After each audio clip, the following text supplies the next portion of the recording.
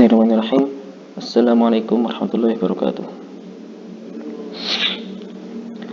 Di sini saya Tufan Nur Muhammad akan mempresentasikan mengenai proposal tugas akhir saya dengan judul pengembangan game edukasi menggunakan Unity 3D berdisiplin dan tertib berkendara di jalan raya.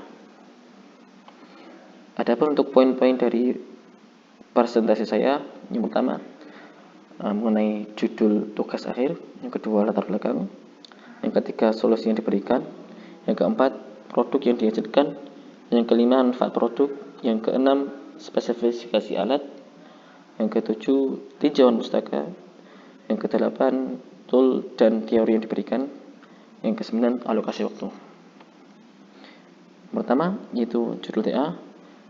Sini judul TA saya yaitu pengembangan game edukasi menggunakan Unity 3D berdisiplin dan tertib berkendara di jalan raya.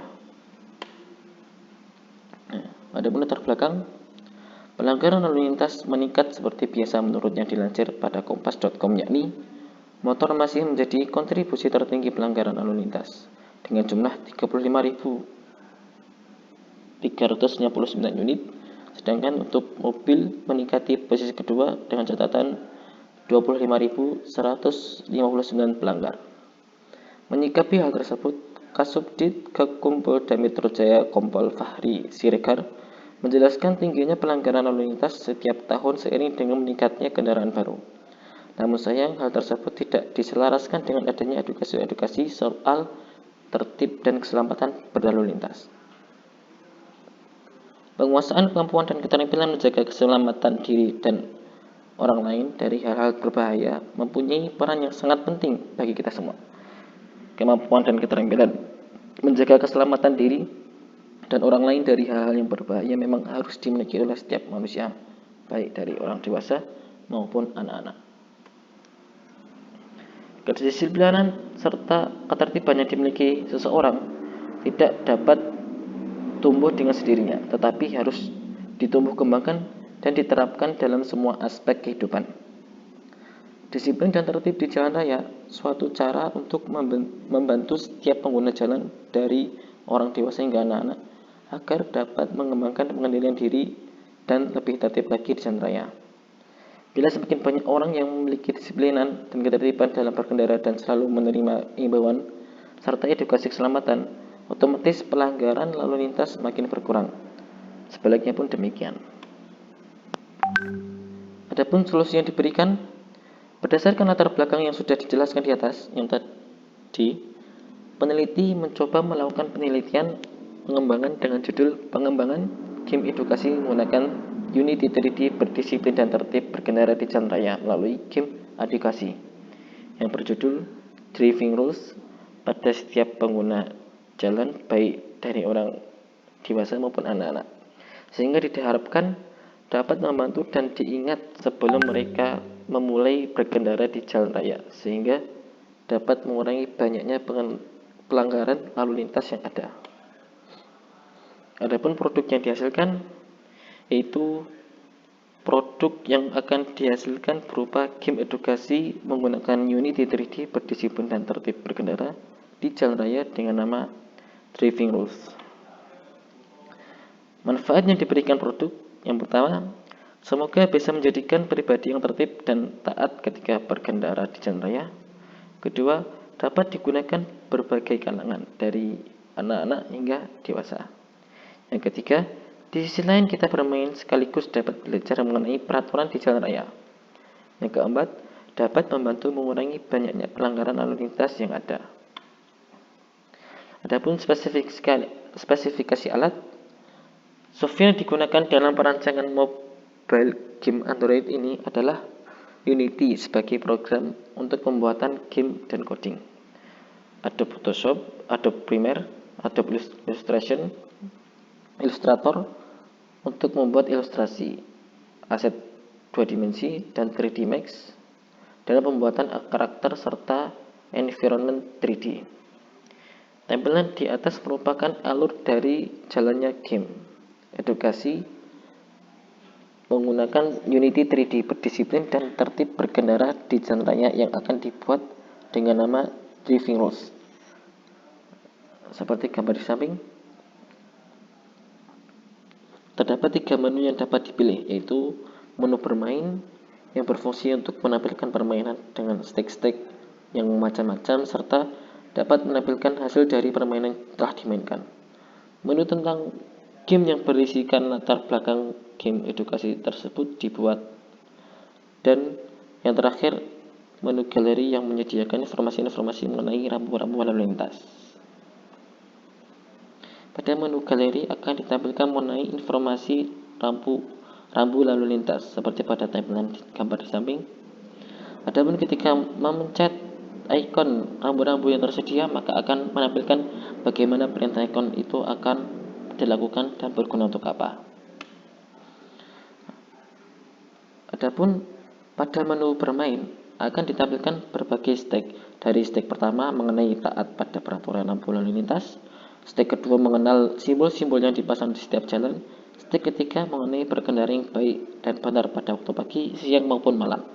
Ketika selesai akan ditampilkan hasil yang telah dimainkan. Adapun tinjauan pustaka yang pertama, game pembelajaran rambu lalu lintas berbasis Android. Pada produk ini sama-sama menggunakan Unity sebagai program pembuatan game dan codingnya. Ada Photoshop, Adobe Premiere, Adobe Illustrator untuk membuat ilustrasi, aset 2 dimensi, dan Blender 3D dalam pembuatan karakter serta environment 3D.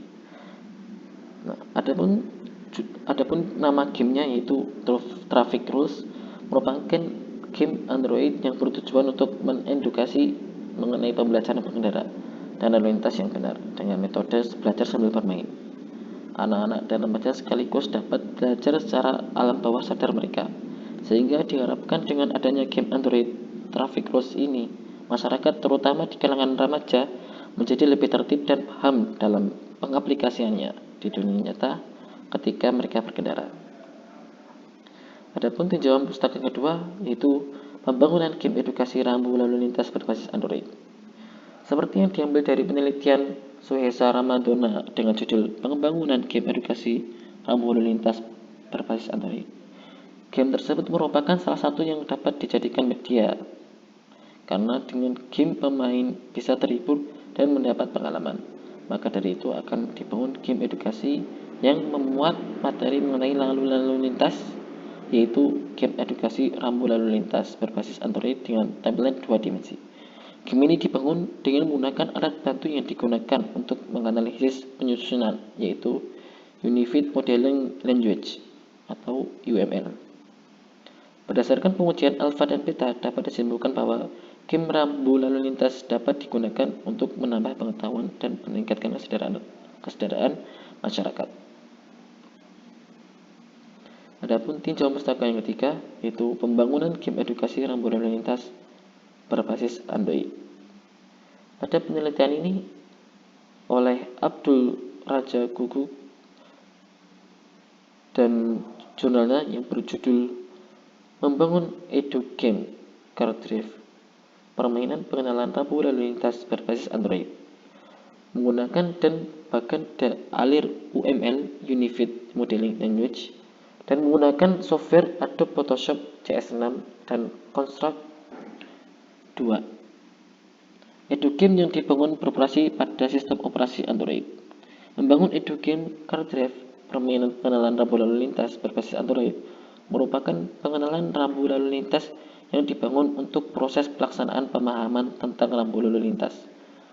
Penelitian membangun EduGame Card Drive, permainan pengenalan rambu lalu lintas berbasis Android dengan menggunakan metode pengembangan multimedia yang terdapat 6 tahapan, yaitu konsep, desain, pengumpulan bahan, pembuatan, tes, dan distribusi. Adapun untuk perangkat keras, sini saya menggunakan laptop dengan prosesor Intel.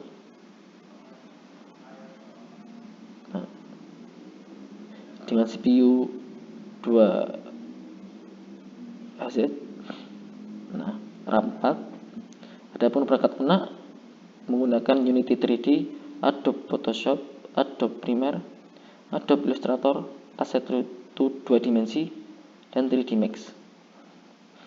Yang terakhir mengenai alokasi waktu,